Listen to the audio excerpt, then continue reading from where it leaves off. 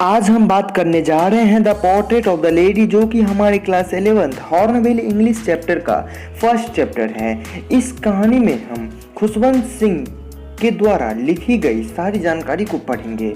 The portrait of the lady Khushwant Singh द्वारा लिखी गई है। इस कहानी में खुशवंत सिंह ने अपनी बचपन की सारी यादों को लिखा है। सारी यादों के बारे में जो लिखा है उससे ज़्यादा उसने अपनी दादी माँ का जिक्र किया है।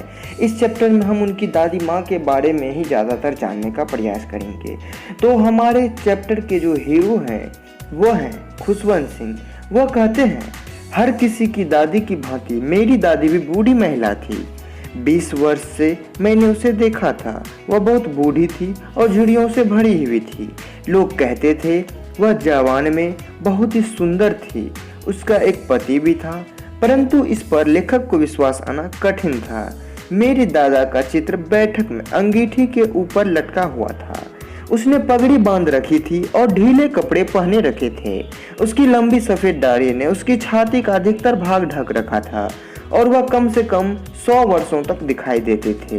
वह ऐसा न लगता था जिसकी पत्नी व बच्चे हो। वह तो ऐसा लगता था जिसके केवल बहुत से पोते पोतियां हो। जहाँ तक मेरी दादी के जवान व सुंदर होने की बात है, यह विचारतीत घृणात्मक थे।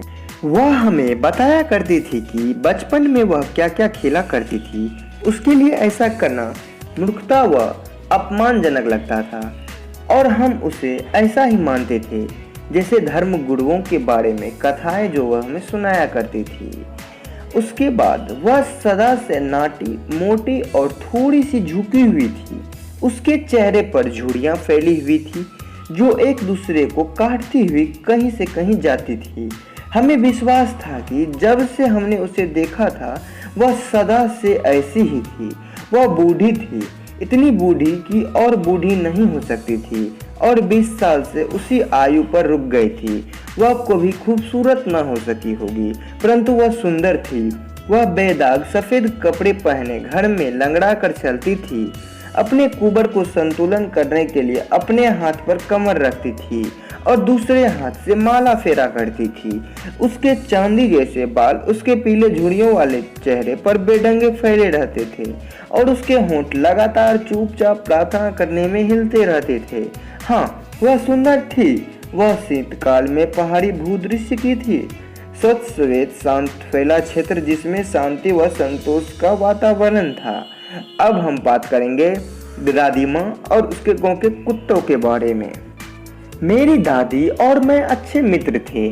जब मेरे माता पिता नगर में रहने के लिए चले गए थे तो वह मुझे उसके पास छोड़ गए थे और हम सदा साथ रहते थे। वह मुझे सवेरे उठाती थी और स्कूल के लिए तैयार करती थी। जब वह मुझे नहलाती थी और कपड़े पहनाती थी तो अपने प्रार्थना निरस ढंग से गाती थी, इस आशा से कि सुनकर मुझे भी याद हो जाए। मैं सुन तो इसलिए लेता था कि मुझे उसका स्वर अच्छा लगता था, परंतु मैंने याद करने की परवाह न की थी। फिर वह मेरी छोटी सी मिट्टी का दावत और सरकंडे का कलम लाती थी और उन्हें बस्ते में बांधकर मुझे पकड़ा देती थी। फिर एक मक्खन व शक्कर लगी मोटी बासी रोटी का नाश्ता खाकर हम स्कूल चले जाते थे। अपने साथ वह गाँव के कुत्तों के लिए कई चपातियाँ भी ले जाती थी और उस चपातियों को वह उस गली के कुत्तों को दे देती थी। मेरी दादी सदा मेरे साथ स्कूल जाती थी क्योंकि स्कूल मंदिर के साथ लगा हुआ था। पुजारी हमें वर्णमाला और प्रातः की प्रार्थना सिखाते थे। जिस समय बच्चे बरामदे में दोनों ओर बैठे मिलकर वर्णमाला या प्रार्थना गाकर बोलते थे, मेरी दादी अंदर बैठकर धार्मिक पुस्तकों का पाठ किया करती थी। जब हम दोनों का काम पूरा हो चुका होता था तो हम दोनों घर की ओर चल जाते थे। इस बार गांव के कुत्ते हमें मंदिर के द्वार पर मिलते थे। जो चपातियां हम उनके पास डालते थे उनसे लिए लड़ते गुड़ाते हमारे पीछे पीछे आते थे। जब मेरे माँ बाप नगर में आराम से बस गए तो उन्होंने हमें बुला लिया। यहाँ हमारी मित्रता में मोड़ आ गई। यद्यपि हम एक ही कमरे में रहते थे। मेरी दादी मेरे साथ स्कूल न जाती थी। मैं अंग्रेजी स्कूल में बस जाता था। गली में कुत्ते न थे और उसने घर के आंगन में चिड़ियों को खिलाना शुरू कर दिया था। ज्यों-ज्यों वर्ष व्यतीत होते गए हम एक दूसरों से कम मिलते थे। कुछ समय तक तो वह मुझे जगाती रही और स्कूल के लिए तैयार करती रही।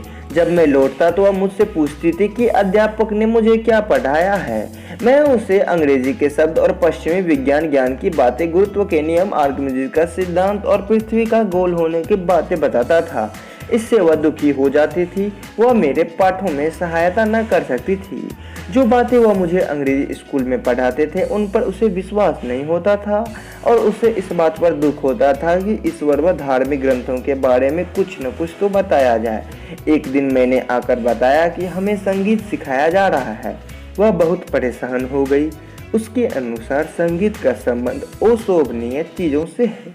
यह भिखारियों या वैश्यों का एक अधिकार है और भले लोग से इसका कोई सरोकार नहीं है, मतलब ताल्लुकात नहीं है। वह बोली तो कुछ नहीं, परंतु उसकी चुप्पी का अर्थ नाराजगी था। उसके पश्चात वह मुझसे कभी कभार बोलती थी, आज की महिलाओं तो आजकल ऐसे देखने को भी नहीं मिलती है भाइयों।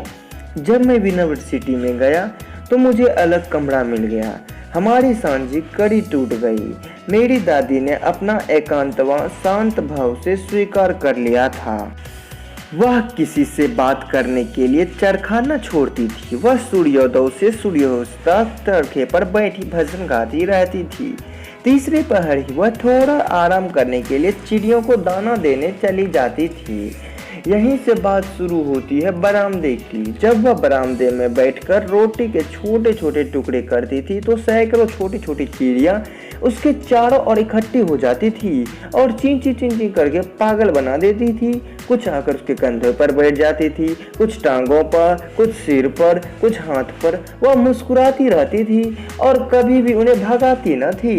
यह आध घंटा उसके दिन भर में सबसे खुशी का समय था। जब मैंने आगे की पढ़ाई करने के लिए विदेश जाने का निश्चय किया तो मुझे विश्वास था कि मेरी दादी बेचैन हो जाएगी। मुझे 5 वर्षों के लिए जाना था और उसकी आयु में कोई विश्वास ही नहीं कर सकता तो वो कब मर जाए। परंतु मेरी दादी को तो विश्वास था। वह भावुक भी न हुई। वह मुझे रेलवे स्टेशन पर छोड़ने आई, परंतु न वह बोली और न कोई भावना प्रकट की। उसके होंठ प्रार्थना करते हिलते रहे। उसका मन प्रार्थना में मग्न था। उसकी उंगलियां अपने माला फेरने लगी। चुपचाप उसने मेरा माथा चूमा और जब मैं चला गया तो मैंने उसकी गीली छाप को अपने शारीरिक समर्पण के अंतिम मूल्यवान निशानी मानकर उसे मन में संभालने रखा। मतलब जब लेखक जा रहे थे तो उसकी दादी की आंखों में कुछ आंसू आ गए थे, जिसे लेखक ने अपना अंतिम सामान मान लिया था। उसे लेकर वो विदेश चले गए, परंतु ऐसा न हुआ। 5 वर्ष के पश्चात मैं घर लौटा और वह मुझे स्टेशन पर लेने आई। अब आप सोच रहे होंगे ऐसा क्या नहीं हुआ। तो लेखक जब विदेश जा रहे थे तो उसने सोचा कि उसकी दादी माँ 5 वर्ष में कभी भी मर सकती है, लेकिन जब वह लौटे तो उसकी दादी जिंदा थी। यह सोच के उसे लगा ऐसा नहीं हुआ। बाद में उसे प्रतीत हुआ अभी भी उसकी दादी 20 साल पहले वाली दादी ही प्रतीत होती थी। अब भी शब्दों के लिए उसके पास शब्द न थे। उसने मुझे बाहों में भर लिया और मैंने उसे प्रार्थना गाते सुना। मेरे लौटने के पहले दिन भी उसका सबसे अधिक खुशी का समय चिड़ियों के साथ व्यतीत हुआ, जिनको उसने पहले से अधिक देर तक खिलाती रही और हंसी में फटकारती रही। शाम के समय में उसमें कुछ परिवर्तन आ गया। उसने प्रार्थना न की। उसने पड़ोस की स्त्रियों को इकट्ठा किया और एक पुरानी ढोलक लेकर गाना आरंभ कर दिया। कई घंटे तक वह उस ढीली ढीली जर्जर ढोलक को पीटती रही और वीरों की घर वापसी को गीत गाती रही। हमें उसे अधिक जोर न मारने से बंद करने के लिए राजी करना पड़ा।